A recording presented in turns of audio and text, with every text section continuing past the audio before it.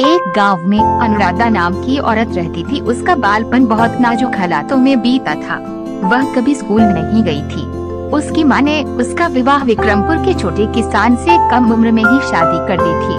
उस काल में शादी कम उम्र में हो जाती थी। उसके ससुराल वाले इतने अच्छे नहीं थे। सास उसे हमेशा दोष देती थी। उससे दिन भर सारा काम करवा लेती थी और खाने के समय उसे बासी खाना देती थी। उसका पति भी उसकी कोई बात नहीं सुनता और उस पर हर छोटी मोटी बात पर चिल्लाता था। वह जब अकेली रहती थी तब बहुत रोती थी। कुछ महीने बाद अनुराधा गर्भवती हुई।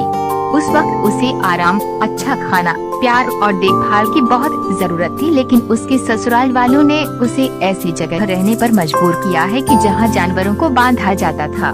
फिर कुछ दिन बाद उसने तबेले में ही एक बेटी को जन्म दिया। बेटी बहुत सुंदर थी, लकी कन्या होने की वजह से घर के सब लोग उस पर नाराज हो गए। उनको लड़का चाहिए था और हो गई लड़की। इसमें अनुराधा का क्या कसूर था?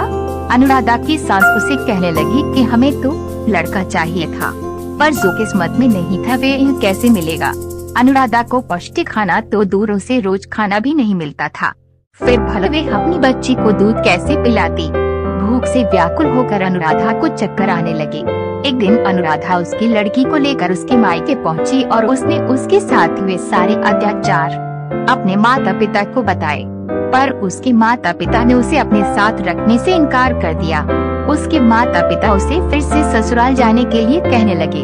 अनुराधा की माँ उसे कहा कि अब तेरा मायका तेरा नहीं रहा, अब तेरा ससुराल ही तेरा घर है, तू ससुराल जा। ऐसी बातें सुनकर वह चौंक गई।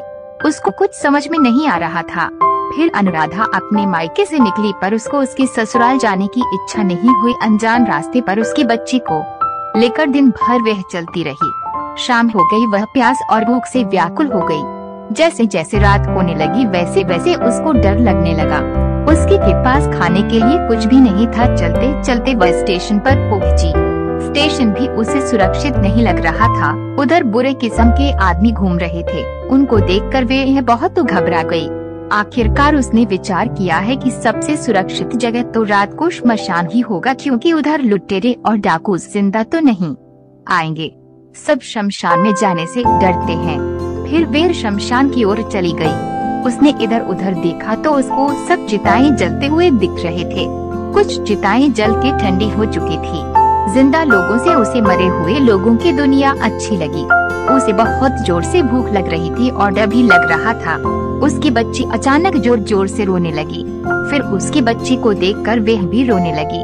अनुराधा बच्ची से कहने लगी कि शांत हो जा मेरी बच्ची, मैं कैसी माँ हूँ कि मेरी बच्ची की भूख भी मिटा नहीं। उसने आजू बाजू देखा तो उसे चिता के पास एक आटे का गोला दिखा और उसने उस आटे के गोले से 2 मोटी रोटी बनाई। चिता की लकड़ियों पर उसने वह रोटी सेकी और खाई।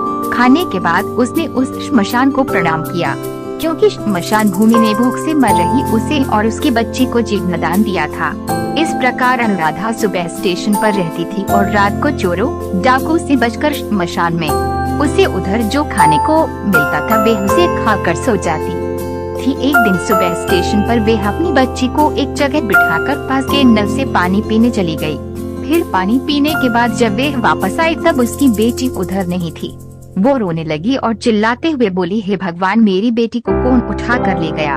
उसके बिना मैं क्या करूँगी? उसने उसे बहुत ढूंढा पर उसे वह कहीं नहीं मिली।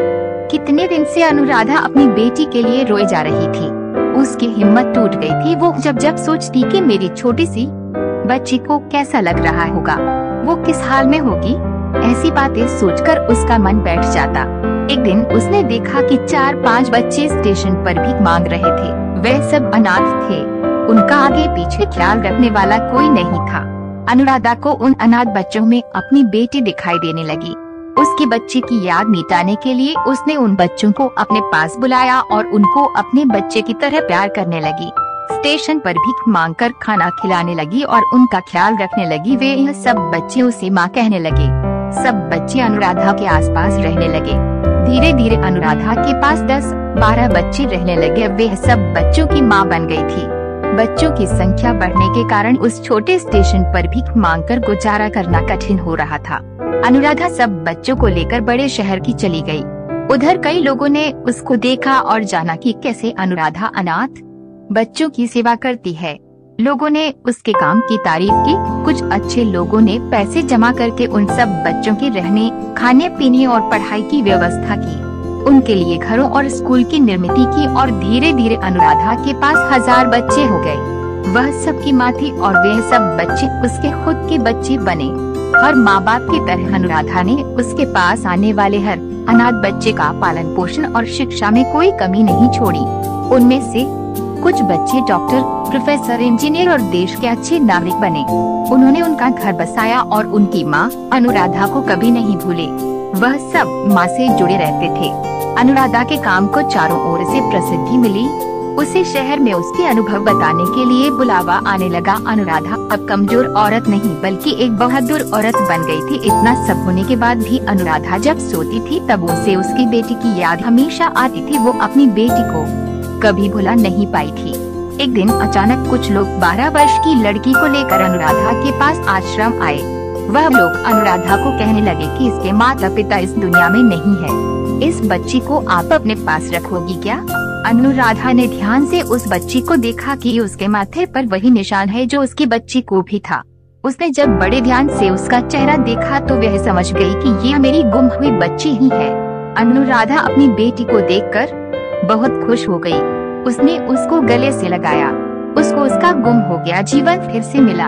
अनुराधा को ऐसा लगा कि उसने दूसरों के बच्चों में को पाला, उनकी रक्षा की तो भगवान ने बदले में उसकी बच्ची को सुरक्षित रख। अगर आपको मेरा ये वीडियो पसंद आया हो तो उसे लाइक, सब्सक्राइब, कमेंट और शेयर जरूर कीजिए। धन्यवाद।